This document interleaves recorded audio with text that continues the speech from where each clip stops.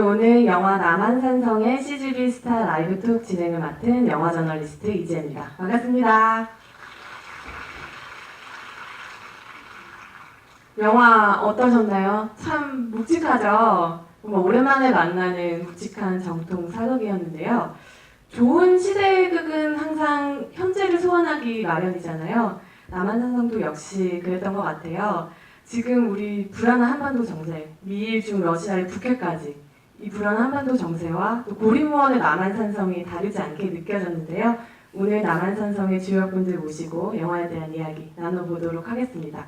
오늘 CGV 스타 라이브톡은요. 이곳 영등포 CGV를 비롯하여 전국 17개 CGV 스크린을 통해서 생중계되고 있습니다.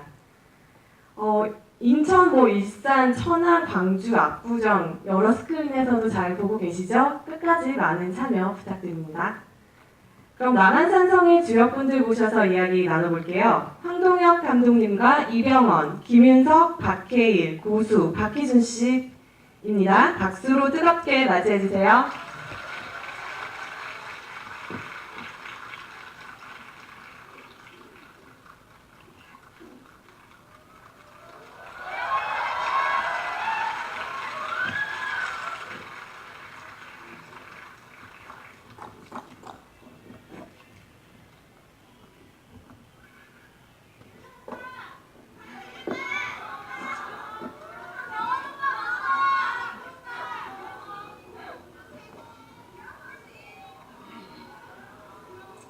네, 아주 열기가 뜨거운데요. 먼저 감독님부터 여기 계신 관객분들과 전국 CGV에서 함께 보고 계신 분들, 이번 영화의 첫 번째 관객분들이신데 그분들께 인사 말씀 부탁드립니다. 예, 안녕하세요. 저는 여기 계신 이 쟁쟁한 배우분들을 모시고 남한산성을 만든 황동혁입니다. 반갑습니다. 예, 안녕하세요. 많은 극장에서 저희를 지켜봐 주시는 관객 여러분 반갑습니다. 저는 인조역의 배우 박해인입니다. 반갑습니다. 최명기를 연기했던 이병헌입니다. 반갑습니다. 네, 김상원 역의 김유석입니다. 안녕하세요. 저는 대장장이 선할세 역을 맡은 고수입니다. 반갑습니다.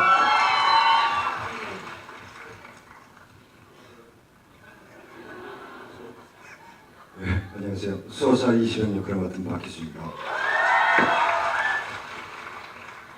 네, 그럼 저희가 준비된 시간이 짧은 관계로 바로 영화 스틸 보면서 영화에 대한 이야기 나눠볼게요. 첫 번째 스틸 부탁드립니다.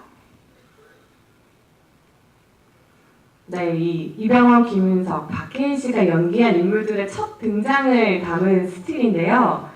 이병헌 씨 같은 경우는 첫 등장부터 아주 강렬했어요. 이 최명길은 죽음을 각오하고 적진으로 홀로 들어가는데요. 그냥 참 조정 대신들의 반대도 무릅쓰고 나중에 역사 역적으로 기록될 수도 있는 상황이었는데도 그렇게 화친을 계속 주장했던 이 인물의 이유는 무엇이었을까요? 이유요? 네. 어떤 이유? 화친을 주장했던 이유, 이 캐릭터를 연기하시면서 어떤 부분이 가장 강했을까라고 생각하시는 부분 있으시면 말씀 부탁드릴게요. 너무 간단한 이유인 것 같아요. 사실 제가 광해를 연기를 했는데 광해를 사실은 쫓아내고 인조반정을 일으킨 주역 중에 하나가 사실은 최명길이라는 인물인데 그 인물을 다시 이제 연기를 하면서 좀 약간 혼돈스럽지 않았냐는 질문들을 받는데 아무래도 이제 새로운 역할을 또다시 입어야 하는 배우이기 때문에 그런 생각은 없었지만 크게 보면 기본적으로는 같은 생각을 가진 사람들이라고 생각을 해요. 뭐냐면 광해도 백성을 위한다는 것을 기본으로 하는 그런 이야기를 하고 최명길도 영화를 보셔서 아시겠지만 만백성의 목숨을 위해서 왕 하나가 오랑캐의 발밑을 기어가는 것이 그렇게 대단한 일이냐라는 말을 하잖아요. 그만큼 모든 백성의 목숨을 가장 중요하게 생각하기 때문에 그렇게 목숨을 걸고 적진에 뛰어들 수 있지 않았나 생각이 들어요. 김윤석 씨의 김상원의 등장도 많은 분들이 깜짝 놀라셨어요. 조용히 얼음강 위를 걸으면서 이야기를 하시다가 그 길을 안내했던 노인을 베어버리는데 그 면이 참 이 인물이 어떤 캐릭터다라는 걸 잘 보여줬던 것 같아요. 인물의 어떤 면을 좀 부각시켰던 장면 같나요? 저희들이 얘기 나눈 건 최명길과 김상헌의 마음은 같다. 그러나 어떤 행동을 취할 것인가에서 이제 첨예하게 대립을 하는 거죠. 나라와 백성을 위한 마음은 똑같고. 그런데 이 송파강을 건너서 이제 남한산성으로 모두가 다 대피를 하는데 남한산성을 이제 벗어나서 대피를 하는데 남한산성 안으로 기어 들어가는 인물인데요. 여기서 이제 어쩔 수 없이 영화를 보셨으니까 그 노인을 뵈게 되죠. 근데 이게 이제 전시 상황이다 보니 노인한테는 이제 얘기하죠. 어제는 임금을 건네어주고 또 내일은 청해 군사들을 건네어주려고 하느냐. 그거는 이제 얼음길을 알려줘서 청나라 군대가 남한산성에 침범하도록 길을 안내해준다는 건데 이건 전시 상황이기 때문에 사실 설득을 하죠. 남한산성으로 같이 가자고 하는데 노인이 이제 자기가 있던 자리로 돌아가겠다고 하니까 정말 눈물을 머금고 베어버리고 이제 떠나는데, 예, 그래서 이 인물에 대해서 좀 극명한 어떤 그 캐릭터를 설명하는 행동이라고 보이고요. 예, 김상헌은 끝까지 결사항전을 주장하죠. 국경을 사이에 두고 만약에 서로가 대립을 했다면 사신을 보내서 얘기를 나눌 수 있지만 이미 내 집을 침범한 이상 가택 주거 침입죄가 되니까 그때는 용서 못한다. 가차없이 한판 붙겠다라는 그런 주장을 피죠. 예. 실제로 얼어붙은 강에서 촬영하셨다고 들었어요. 어떠셨나요? 더 연기에 몰입할 수 있는 환경이었나요?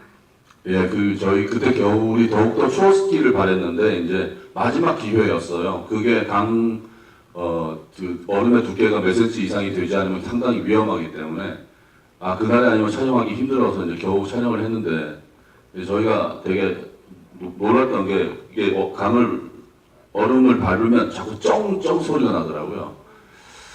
이게 갈라지면 큰일이 날 텐데라는 생각이 들었는데 그게 갈라지는 소리가 아니라 얼음끼리 다시 또 더 단단하게 뭉치는 소리라고 하더라고요. 예, 사실 그 장면에서 그 감독님은 이제 워낙 미끄러웠기 때문에 저희한테 아이젠을 착용하고 하니까 계속 소리가 나잖아요. 그래서 감독님께서 이제 아이젠을 벗고 한번 걸어가 보세요. 그래서 걸었는데 이제 코미디가 되더라고요. 그래서 다시 아이젠을 차고 대사는 후시로 녹음을 했습니다. 그렇게 탄생한 장면이었군요. 박해일 씨는 이번에 드디어 왕입니다. 이전에 병자호란을 배경으로 했던 영화에서는 역적의 자손이었는데 이번에는 왕이에요. 특히 인조 같은 경우에는 여러 가지 복합적인 면을 가진 캐릭터라서 연기하셨을 때 어떤 면을 좀 보여주고 싶다 이런 생각 있으셨을까요? 예, 그 예전에 병자호란을 다뤘던 그 최종병교활이라는 영화는 장르가 이제 액션 영화였다라면 신분도 상승해서 왕이라는 캐릭터를 이제 하게 되는데 많은 분들이 많이 이제 아시죠. 뭐 삼전 노예 굴욕 뭐 여러 가지 이제 인조에 대한 평가들도 많이 있는 상태에서 이제 그 캐릭터의 캐스팅 제안을 받고 연기를 해야 했었죠. 그래서 근데 쉽지 않은 건 이미 이제 어떤 큰 평가가 내려진 임무를 한다는 것 자체가 부담이 컸어요.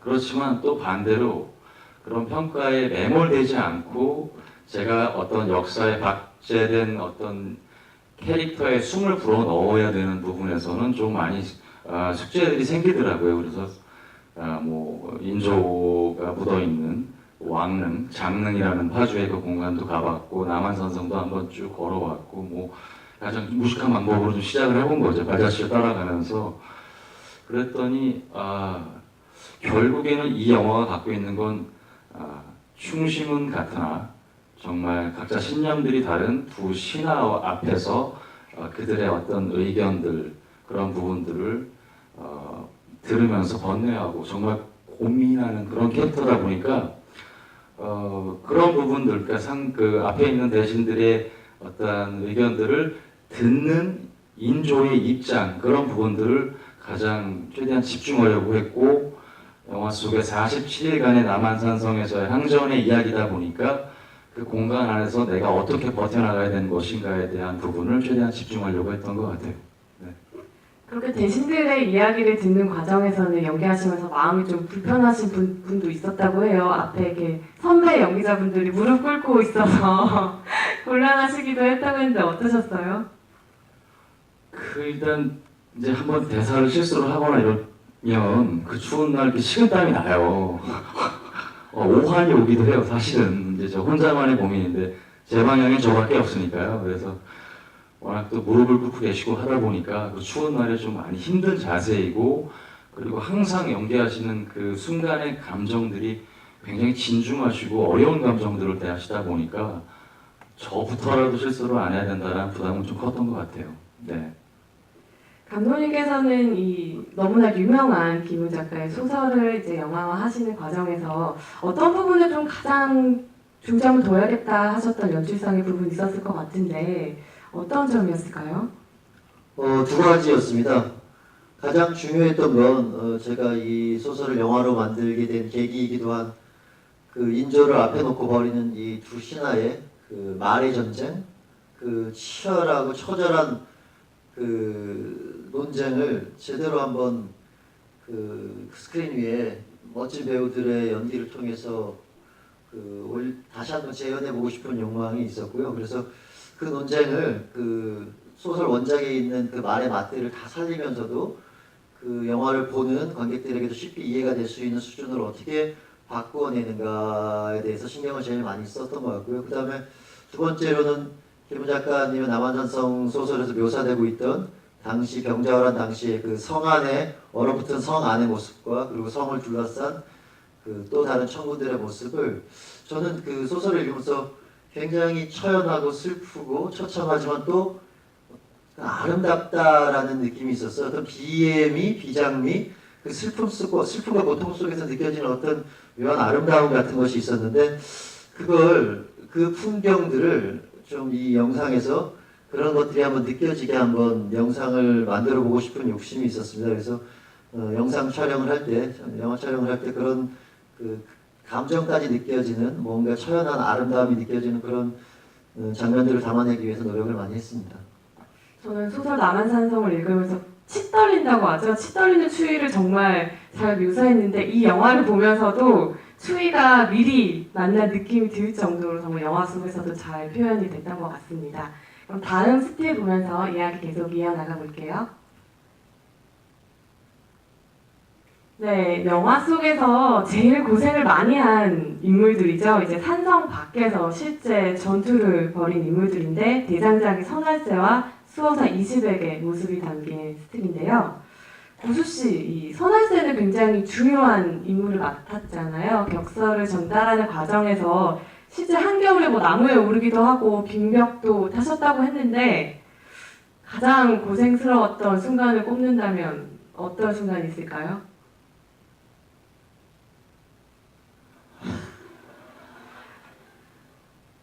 네, 질문을 받고 문득 그런 생각이 났어요. 그 나무에 올라가는 장면 있잖아요. 그때가 아마 가장 추웠던 것 같아요. 예, 근데 이제 그 나무가 여러분들 다 영화 보셨죠? 그렇죠. 그 나무가 밑에서 보는 것보다 생각보다 굉장히 조금 높았어요. 그리고 나무가 이렇게 Y자로 돼가지고 굉장히 그 좁았고요. 굉장히 추운 날씨에. 정하나는 또 건데 거기에 이렇게 나뭇가지가 작은 나뭇가지가 하나가 이렇게 삐져나왔었어요. 근데 이거를 스태프분들한테 이걸 꺾어달라고 하자니 다들 너무나 그 추운데 고생하고 있고 각자 너무나 이제 바쁘고 그래가지고 그 말을 안 했어요. 제가 끝까지. 근데 꽤 거의 밤새도록 거기 앉아 있었거든요. 그래서 저는 이제 그걸 깎아달라고 그러면 뭐 나무를 해야 하는 거고 그래서 한 살짝 한 3cm, 5cm 정도 옆으로 이렇게 나중에는 요령이 생기더라고요. 예. 내 몸보다 나무를 위해서. 예, 그래서 나중에 그걸 이제 의자 삼아 이렇게 잘 그 장면 정말 비장한 장면이었는데 다시 영화를 보게 되면 저는 혼자서 웃게 될까봐 좀 걱정이 되는데 박희순 씨도 고생 만만치 않게 했다고 들었어요. 이 수호사 이시백은 그 조정 대신들과는 다르게 그 논쟁에 휘말리지 않고 제 할 일을 묵묵히 하는 무관이었잖아요. 다른 인물들과 다른 이시백만의 이 캐릭터상의 매력이 있다면 어떤 거라고 생각하세요? 뭐 질문에 다 나와 있는 얘기이기도 하지만 그러니까 김상원, 최명길하고는 같이 동문수학한 사이고 문과로 시작을 해서 무관이 된 인물이기도 하기 때문에 문무를 겸비한 인물이죠. 그렇기 때문에 기존에 봐왔던 그 거칠고 용맹스러운 그런 장군들하고는 조금 결이 다른 이성적이고 감정을 숨기는 그런 인물이었기 때문에 어느 쪽에도 치우치지 않고 좌고우면하지 않고 중심을 잡는 그런 인물이었기 때문에 그런 점에 조금 주안점을 뒀던 것 같습니다. 저는 이시백을 보면서 가장 좀 뭉클했던 장면은 군사를 모두 죽일 수는 없다고 어떻게 보면 훈령을 하는 장면이구나 보여줬던 순간이었던 것 같아요. 그 장면 연기하시면서는 어떠셨나요? 추웠죠. 그러니까 지금 말씀한 거하고도 일맥상통하는데 이제 굉장히 이성을 지키고 중심을 지키는 인물인데 처음으로 이제 항명을 하는 장면이었기 때문에 그게 이제 거친 표현이라기보다는 최대한의 그 윗사람한테 예의를 지키면서도 또 할 말을 할 수 있는 그런 상황이었기 때문에 조금 절제가 필요했던 것 같아요. 그래서 그 감정을 표출하지 않고 눌러서 했던 것이 좀 어렵던 것 같아요. 네, 그럼 다음 스틸 볼게요. 다음 스틸 부탁드립니다.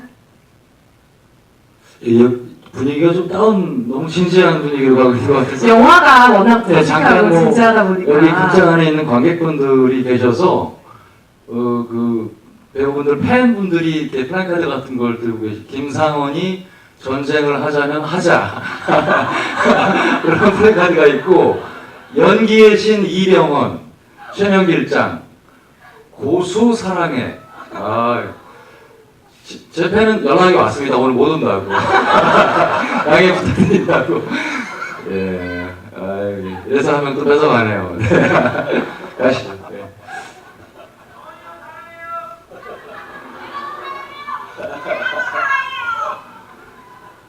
네, 팬분들의 사랑 고백 잠깐 들어봤고요. 그럼 다음 스틸 보면서 우리 진중하게 영화 이야기를 계속해보도록 하겠습니다. 사실 이 영화에서 감독님이 아까도 말씀하셨지만 이 김상훈과 최명길의 그 말의 맛을 살리는 데 중점을 두셨다고 했는데 이 두 사람이 서로의 신념 차이로 인해서 이렇게 말로써 대화로서 그 대결하는 모습은 연극처럼 느껴질 정도로 굉장히 밀도 있는 장면이었는데 이병헌 씨, 김윤석 씨 두 분께 여쭤볼게요. 이 장면에서의 에너지가 정말 팽팽했는데 서로 호흡 맞추시면서 현장에서 이 장면 찍을 때 어떠셨나요? 기억나시나요? 어떤 분이 먼저 말씀해 주시겠어요?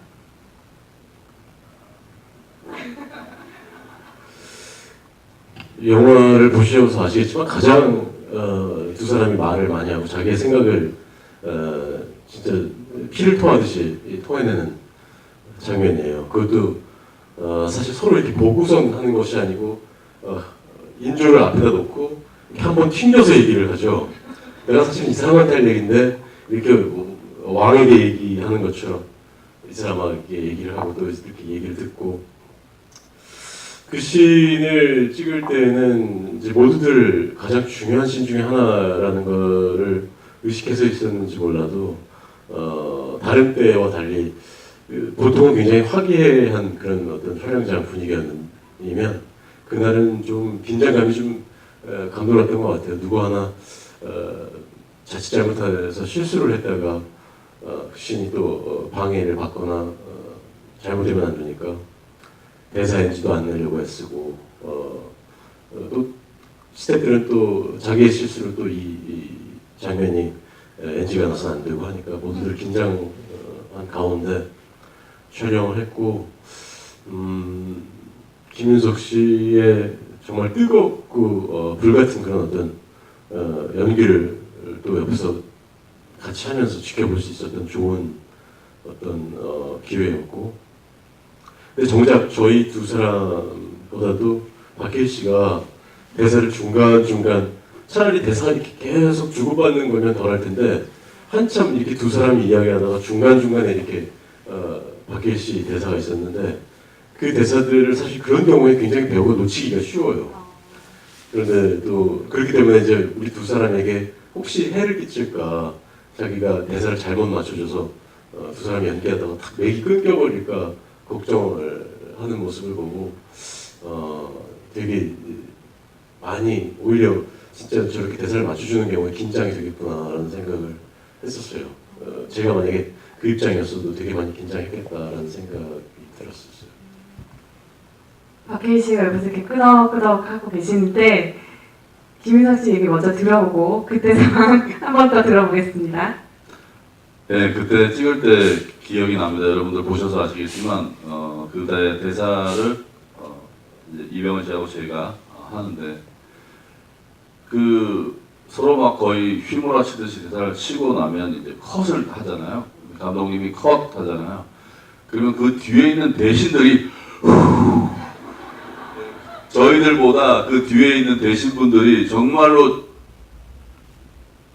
소리 하나 안 내고 딱 집중하다가 컷 하고 나면 오케이 하면 와 이렇게 할 정도로 그때 그 행정의 그 공기가 굉장히 팽팽했었고 또 워낙에 중요한 장면이었고, 그래서 저희는 사실 대사를, 상대방의 대사를 듣다 보면 그 내 말이 그 말인데 이렇게 예, 굉장히 비슷한 어조로 얘기를 나누죠. 예, 그 부분에서 서로에 대한 어떤 그 경쟁 의식보다는 서로의 주장이 다를 수밖에 없는 상황이지만 또 서로에 대한 또 존경심이 굉장히 있는, 영화를 보시면 아시겠지만 두 사람이 만나면 서로 같이 머리를 조아리고 존경하지만 선택에 있어서는 어쩔 수가 없다라는 부분에 대해서 굉장히 아이러니하지만은 또 그것이 또 이 남한산성이라는 곳이 주는 또 장소와 상황이 주는 아이러니를 아주 분명하게 잘 표현한 부분인 것 같아요. 네. 박해일 씨는 가까이서 지켜보셨는데 다른 대신들과 함께 컷 오케이 때 안도의 숨을 내쉬셨나요? 그 후반부에 두 분이 정말 진짜 한 몇 분, 꽤 10분 가까이 되는 그 막말로 혀 배틀이라고 정말 엄청난 그 양의 분량을 정말 쏟아내시잖아요. 근데 선배님들이 먼저 연기를 해야 이제 제가 그거를 듣고 나서 감정을 받아 나서 제가 보여줄 어떤 순간순간에 받는 감정들을 보여줘야 되다 보니까 사실 짧고 순간적으로 그걸 받아서 보여주는 건 사실 더 어려운 것 같아요. 그런 지점도 있어서 그런 거에 집중하려고 노력을 하다 보니까 좀 더 그 상황이 더 쉽지 않지 않았나. 그래서 재밌었던 건 그렇게 집중해서 선배들과 그 신하들이 막 하잖아요. 그러다가 감독님이 오케이 딱 그러면 방송에서 스마트폰이 나오고 배터리가 나오고 되게 재밌어요. 진짜 저 조선시대에 스마트폰이 있었으면 굳이 칸한테 그냥 연락을 할 텐데 화상 전화하고 막 이랬을 텐데 아쉽네. 예. 예, 한복이 좋은 게 그 스마트폰을 잘 숨길 때가 많거든요. 예. 그 어마어마한 씬에 이런 비하인드가 있을 줄은 정말 몰랐습니다. 네, 그럼 다음 스틸 보면서 영화 이야기 계속해 볼게요. 사실 이 영화를 처음 볼 때부터 그 문제의 장면, 삼전도 굴욕이 어떻게 표현될지가 저는 굉장히 궁금했거든요. 우리나라의 가장 가슴 아프면서도 추억적이라고 할 수 있는 역사의 순간을 담은 스틸인데요. 감독님, 사실 이 청 앞에 이 왕이 절을 하는 이 삼전도의 굴욕은 다른 드라마나 작품들에서는 제가 기억했을 때 굉장히 자극적으로 묘사되었던 걸로 기억하는데 남한산성은 굉장히 그 결이 달라요. 연출하시면서도 특별히 생각하신 부분이 있으셨을 것 같은데요.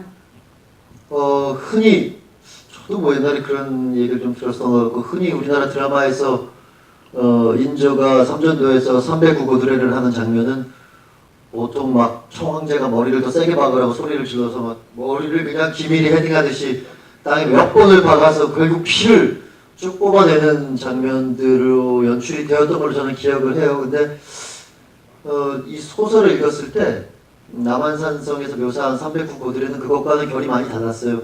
제가 정확히 지금 기억이 안 나는데 김훈 작가님은 인조가 사실 왕이 얼굴을 땅에 대어 크게 코를 가까이 가져갈 일이 없잖아요. 뭐 자빠지지 않는 한.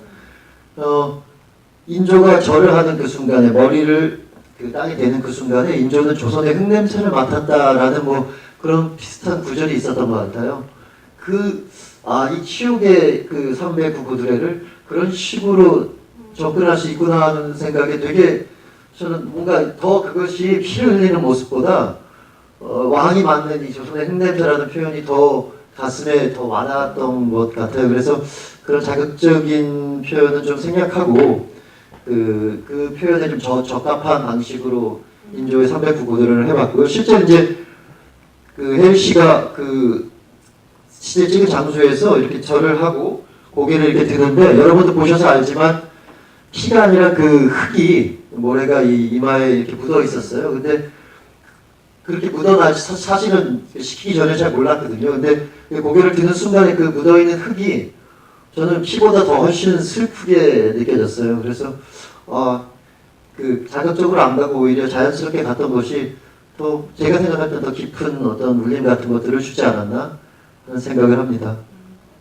그 삼전도 굴욕이 있기 전에도 이병헌 씨가 달려가면서 포를 쏘는 것을 막고자 조선의 백성들은 죄가 없다고 하는데 저는 거기서 이 영화가 말하고자 하는 것들이 굉장히 많이 담겨 있다고 느꼈거든요. 영화 속에서 조선의 백성을 대표하는 게 바로 선할세 역할인데 고수 씨가 선할세 연기하시면서는 그때 당시에 조선 백성의 심정이랄까요? 그런 것들에 대해서도 좀 상상해 보셨을 것 같은데 연기하시면서 어떤 지점을 좀 더 부각시키고 싶으셨나요?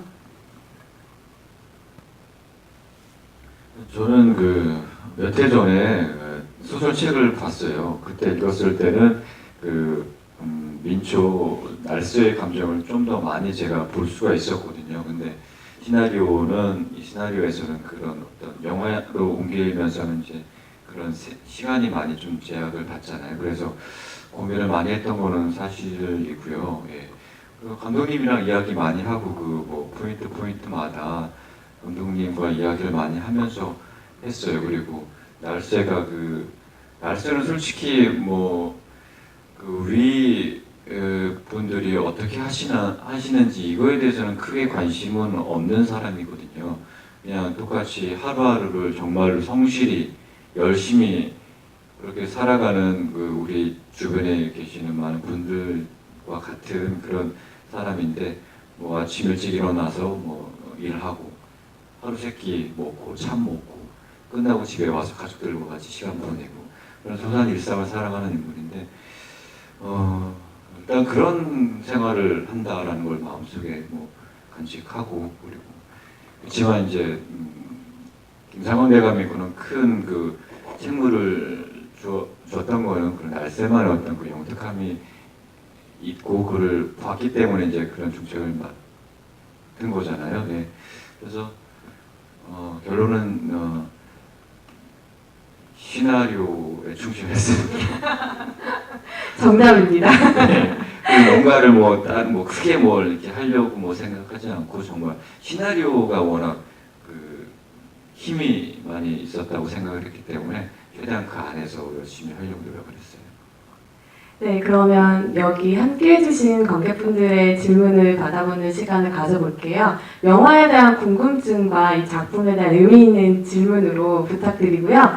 좋은 질문을 해주신 분들께는 저희가 추석에 가족들과 함께 남한산성 보시고 또 같이 윷놀이 하시라고 저희가 배우분들의 사인을 담은 윷놀이 세트 준비했거든요. 질문해주시는 분들께 저희가 선물로 드리겠습니다. 손을 들어주시면 저희 스텝이 마이크 전달해 드리도록 할게요.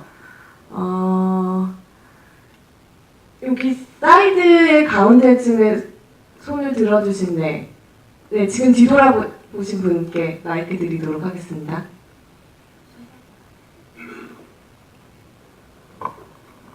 네, 안녕하세요. 영화 잘 봤습니다. 제가 영화 보면서 제가 궁금했던 부분이 하나 있어요. 그 영상이라고 하죠. 그 누구죠? 제일 높은 이제 군사를 다스리는 대신이 송영찬 있었잖아요. 선배님이 예, 맞습니다.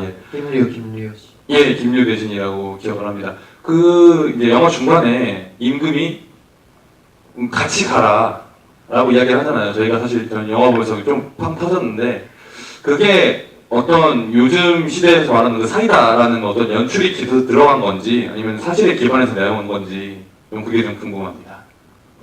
그 장면은 소설에도 없고요. 뭐 역사에도 그 최명길과 김유가 같이 아마 삼전도를 갔다는 그런 기록은 없었던 것 같아요. 최명길은 삼전도를 가면 보시면 알겠지만 이제 김유가 굉장히 처세에 능한 사람으로 나오잖아요. 우리 주변에 어느 조직에든 한 명쯤은 꼭 있을 법한. 근데 이 소설에도 보면 김유와 인조가 나누는 그런 묘한 신경전 같은 대사들이 좀 있어요. 경에겐 가까이 있으니 내 군유 쉽게 닿겠구나 뭐 이런 인조가 되게 무심한 듯 탁탁 던지는 대사들이 김유에 마치 이렇게 뭔가 노리고 숨통을 죄는 듯한 그런 묘한 신경전 같은 부분들이 소설에 있었는데 그게 저는 그게 어떻게 보면 약간 유머러스하게 느껴졌어요. 김훈 작가님이 남한산성이라는 소설 안에서 가장 유머러스한 저 혼자만의 생각에서 그런 대목들이었어요. 그래서 그걸 조금 더 재밌게 살려보고 싶은 그 욕심이 좀 생겨서 그건 없는 장면인데 제가 그럼 영상이 함께 가라 하는 장면을 하나 영화 너무 이제 이게 사실 계속 사람의 마음을 이렇게 좀 답답하게 하고 죄어오는 부분이 있잖아요. 그래서 그때 뭐 말씀하신 것처럼 좀 사이다처럼 한번 웃고 그 둘이 가서 또 무슨 일이 벌어지는지 또 상상해 보시라고 그건 없던 부분을 제가 허구로 넣어서 만들었습니다. 답변이 되셨겠죠?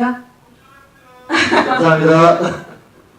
네, 그럼 다음 질문 받아보도록 할게요. 저쪽 사이드에 흰색 상의 입으신 분께, 네, 제일 끝에 계신 분께 마이크 드리도록 하겠습니다. 제가 스태프분 너무 고생 시키고 있네요. 죄송합니다.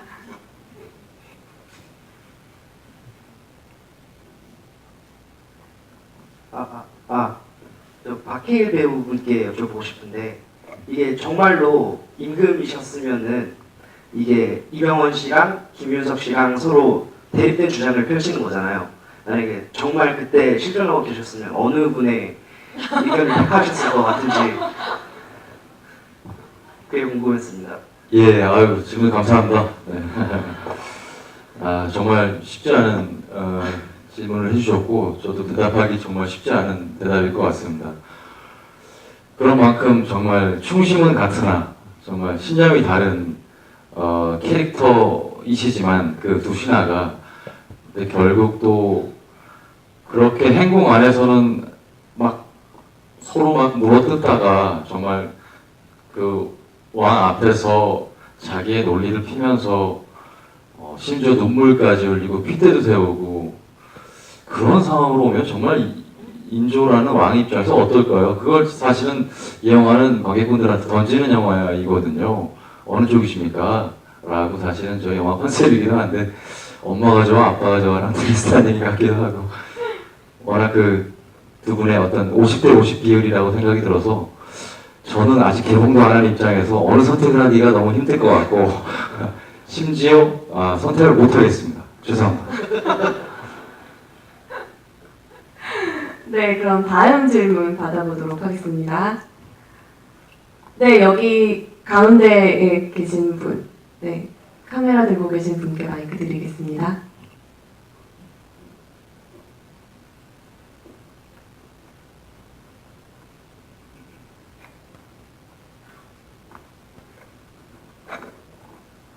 네, 안녕하세요. 이병헌 씨 팬인데요. 감독님한테 좋은 작품 만들어주신 거 먼저 감사드리고 싶고요. 질문 드리고 싶은 건 원작에서는 김상원 쪽에 무게감이 더 실렸던 것 같은데 영화에서는 최명길 쪽의 비중이 좀 더, 그러니까 무게감이 더 높다기보다는 맞춰진 것 같은 느낌이 드는데요. 이게 일부러 두 캐릭터의 대결신을 더 돋보이게 하기 위해서 만드신 건지 아니면은 감독님 생각에 김상원보다 최명길 쪽이 더 좋다고 생각해서 이렇게 캐릭터를 더 비중을 바꾸신 건지 궁금합니다. 두 분 캐스팅을 동시에 해야 되기 때문에 맞춰야 했습니다.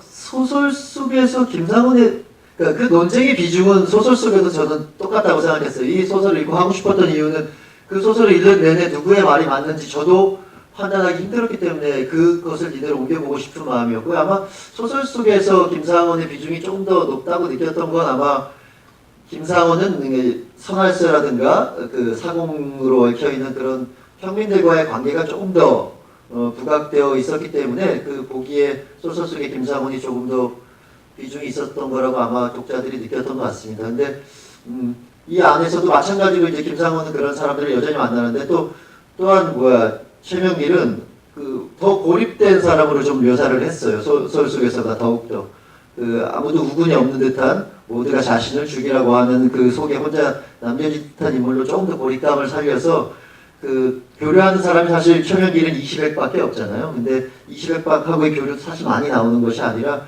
그 고립감을 조금 더 강하게 보여줘서 교류를 더 하는 평민들과 교류를 하는 김상훈과 좀 균형을 맞춰주려고 했습니다. 그래서 그렇게 느끼셨다면 제가 균형을 맞추려고 한 노력이 아주 퍼펙트하게 잘 된 것 같아서 만족스럽게 생각합니다. 감사합니다. 잘 봐주셔서. 이병헌 씨는 연기하시면서 어땠어요? 말씀하신 대로 김상원 캐릭터는 조금씩 이렇게 백성들과 교류로 변화해가는 모습들도 보였는데 계속 혼자서 공격을 받고 왕을 설득해야 되고 대신들을 설득해야 좀 외롭다는 생각은 안 드셨나요? 다소 답답한 부분도 있었죠. 김상원이 굉장히 다혈질적인 느낌도 어느 정도 보이고 또 굉장히 직구를 많이 날리는 그런 스타일의 성격이잖아요.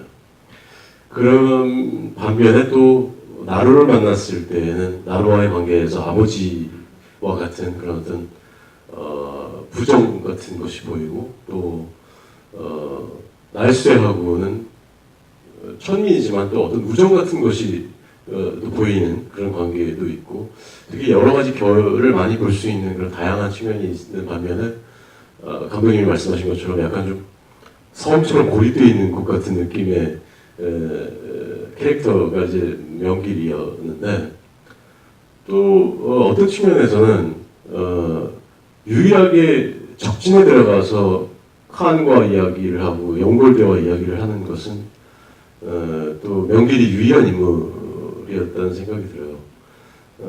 거기에서 또 다른 명길의 또 다른 측면을 보여준 건 아니었지만 그런 측면에서는 또 다른 세상을 경험한 그런 인물이었다는 생각이 들어서 불만은 없습니다. 네, 그럼 마지막 질문 받아보도록 할게요. 마지막 질문은 뒤쪽에 계신, 맨 끝에 계신 분들 중에서 네, 바로 제 라인에서 제일 끝에 계신 분, 네, 그분께 드릴게요. 영화 너무 잘 봤고요. 저는 하나 궁금한 게 그 나루라고 하는 그 캐릭터가 아까 그 처음에 이제 얼음 강을 건널 때 그 노인? 네, 손녀인 거잖아요. 근데 그 역할은 이해가 됐었는데 그 이후에 이제 김상원이랑 계속 관계를 이렇게 맺어가면서 계속 등장을 하는데 사실 영화에서 어떤 그 역할을 하는지는 잘 모르겠더라고요. 그 배우가 있어도 없어도 크게 이 영화의 흐름에는 큰 영향이 없을 것 같은 생각이 들었는데 그 배우를 통해서 표현하고자 하셨던 어떤 그게 있으셨었는지 좀 궁금합니다. 나루라는 아이를 통해서 표현하고 싶었던 것이 있었는데요. 첫 번째로는 김상원의 원죄였어요. 원죄. 사공을 베면서 처음부터 김상원이라는 캐릭터는 이 원죄를 안게 되고 그 원죄가 나루라는 아이가 성으로 들어오면서 김상원의 직접적인 죄책감으로 연결을 시켜주는 캐릭터였고요. 또한 동시에 제가 생각한 나루는 이 전쟁 속에서 유일하게 어떤 순수한 느낌을 간직한 그런 순수의 상징 같은 또한 캐릭터였어요. 그래서 이 원죄와 이 순수함을 간직한 아이가 김상원에게 원죄고 나중에 결국 김상원과 그 할아버지 되는 유사 할아버지 손녀 관계로 좀 전환이 되면서 그 김상원을 결국에는 그 안타까운 결심을 하게 만드는 어떤 그런 그 기폭제라고 생각했어요. 저는 김상원을 어떤 자결로 몰고 가는 게 인조의 항복도 있었지만 자신이 그 처음에 배웠던 그 사공에 대한 죄책감, 이 아이에 대한 죄책감도 크게 한몫을 하는 그런 장치로 쓰고 싶었고, 또한 그 아이가 결국 날새의 손에 넘어가서 마지막 에필로그에 다시 등장함으로써 우리가 어떤 이런 고통스러운 비극적인 역사를 겪지만 결국 이 세상을 지금까지 그 긴 세월을 여기까지 이어오게 한 것은 결국 이 살아남은 자들 민초들이 끊임없이 그 고통 속에서도 가치를 이루고 삶을 일궈온 것이 결과물이 아닐까라는 생각 때문에 그 아이를 그런 우리의 이어지는 역사의 어떤 희망 같은 것으로 보여주고 싶었습니다. 네, 마지막 질문까지 감사드리고요. 저희 오늘 준비된 시간 이제 끝날 때가 되어서 배우분들과 감독님께 마지막 인사를 부탁드릴 텐데요. 박희순 씨부터 오늘 함께 해주신 관객분들에게 마지막 인사 말씀 부탁드릴게요. 네,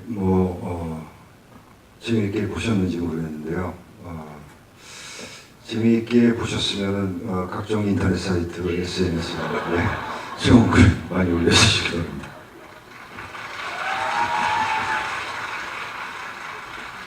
네, 이렇게 늦은 시간까지 함께 해주셔서 정말 감사드립니다. 네, 반가웠습니다. 네, 저한테는 첫 사극입니다. 사극을 하게 된다면 제가 연극배우 출신이라 클래식한 정통 사극을 꼭 해보고 싶었어요. 그래서 다행히 이 작품을 하게 돼서 너무 영광이었고 이 작품이 여러분들한테 많은 것을 가지고 갈 수 있는 작품이 되기를 바랍니다. 한가위 잘 보내시고 감사합니다.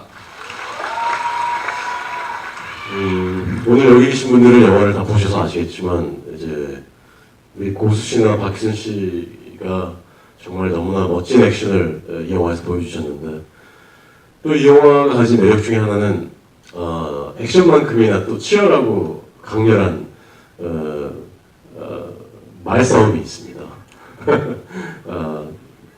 굉장히 훌륭한 그런 구절들이나 명대사들이 많은 뜻을 다시 한번 되새기면 되새길수록 정말 멋진 말들이 많은 그런 영화라고 생각을 합니다. 여러분들에게도 아주 오래 기억되는 그런 의미 있는 영화가 되길 바라고, 또 이렇게 늦은 시간까지 자리를 지켜주셔서 감사하고, 또 추석 잘 보내십시오. 감사합니다.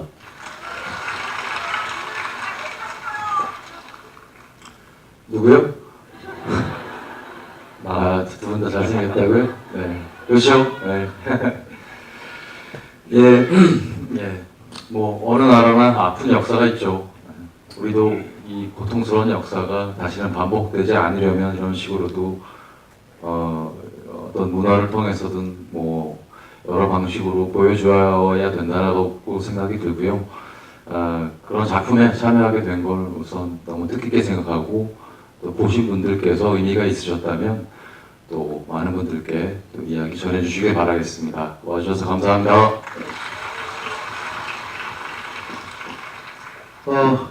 이 영화를 만들면서 지금 처음 시작한 지 한 3년 가까이 되어가는데, 놀랍게도 많은 일들이 또 이 한반도를 둘러싸고 벌어져서 뭐 사드 이슈라든지 북핵 이슈라든지 실제 380년 전의 조선과 점점 지금의 한국이 점점 흡사한 정세 속으로 들어가는 것이 아닌가 하는 생각이 들었습니다. 이 영화 보시면서 지금 그때 조선과 지금 한국이 처한 상황을 한번 비교해서 과거의 것에서 타산지석으로 지금 현재와 미래를 고민해 볼 수 있는 기회가 됐으면 좋겠고요. 제가 이 영화를 하면서 이제 많은 준비를 하고 공부를 하고 역사 공부를 하고 남한산성이라는 곳에 가봤는데, 천에 닭백숙 먹으러 갔던 게 전부였던 남한산성이 전혀 다른 곳으로 보였어요. 그래서 저 영화의 무대가 실제 촬영지의 배경이 되기도 했던 북문 앞이라든지 인조가 나갔던 서문, 그리고 서장대 한번 올라가 보시고 추석 연휴 동안 이 영화 다시 한번 떠올리실 수 있는 그런 시간 가져보시는 것도 좋을 것 같습니다. 와주셔서 감사합니다.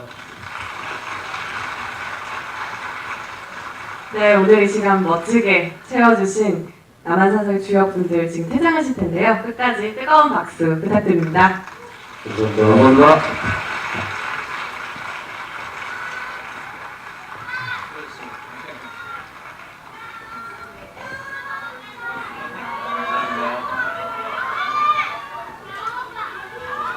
네, 오늘 CGV 스타 라이브톡 늦은 시간까지 함께 해주셔서 감사하고요.